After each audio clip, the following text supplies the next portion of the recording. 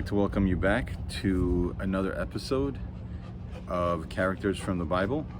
And today we are going to be talking about Jacob, Yaakov.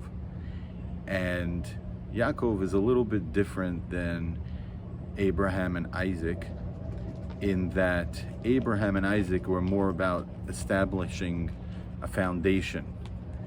Abraham created it, this concept of one God and religion, and Isaac continued it by creating a structure to it.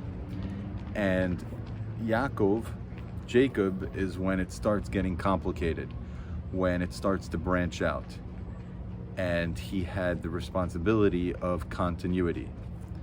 So I think that the best way to give an idea of what Jacob was like is to make some comparisons to Abraham and to Isaac.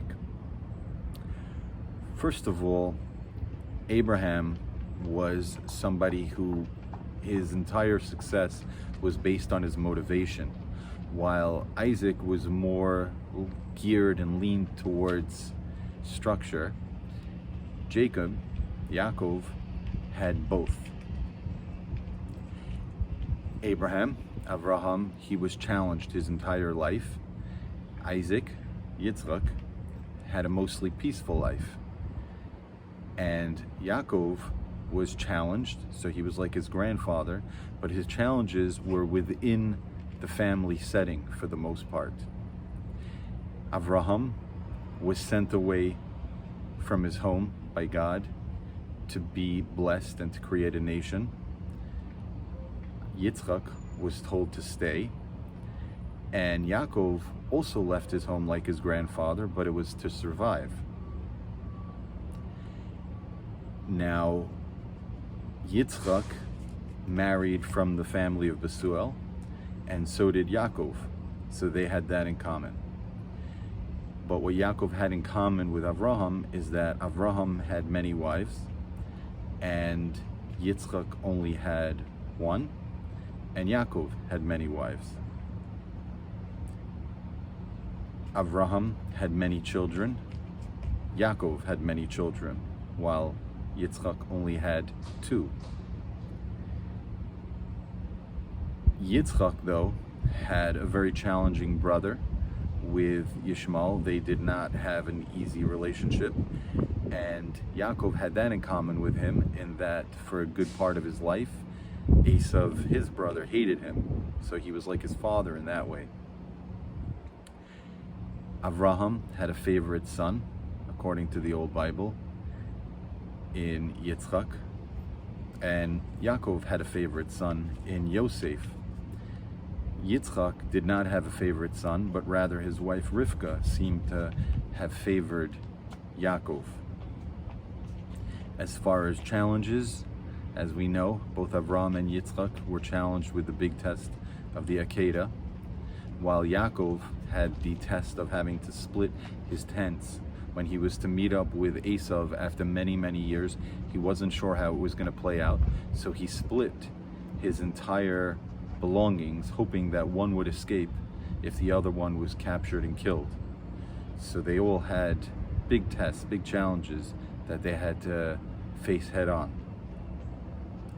Now, Avraham was known for Chesed, Yitzchak was known for Avodah, and Yaakov was known for Torah. Chesed meaning kindness, Avodah meaning worship, and Torah meaning the culmination, the combination of the two in order to cover everything. Now, to get an idea of personality of Yaakov, so we know a few things from the Torah. First of all, that he was someone who sat in tents. He was a studier. He wasn't out like Esav hunting and running around and experiencing the world, but rather he experienced the world from books, from study.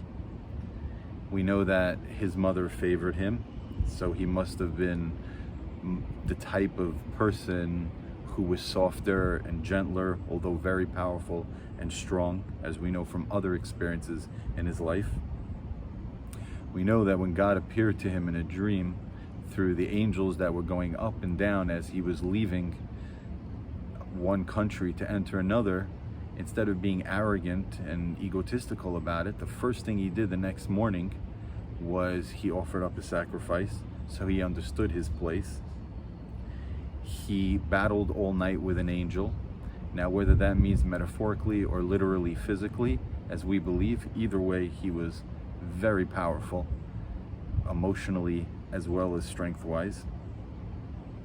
And we know that he wanted to tell his children what was going to happen at the end of days on his deathbed, but God held that information back and gave him other prophecies to tell them instead, which means he was very, very connected with God and spirituality.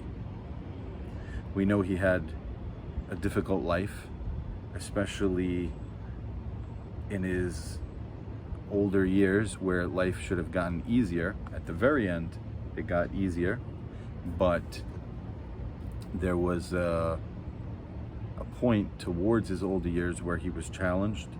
His daughter was taken by Shem.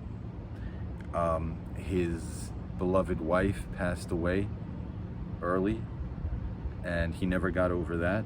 Yosef, who was sold to the Egyptians by his brothers, that was a major heartbreak for him. And then, of course, Binyamin, who was requested to be brought down, he didn't know it at the time, but it was all part of a plan that Yosef had. He was the actual one that asked for Binyamin to be brought down. He thought he was taken also. And so he didn't have it so easy later on in life.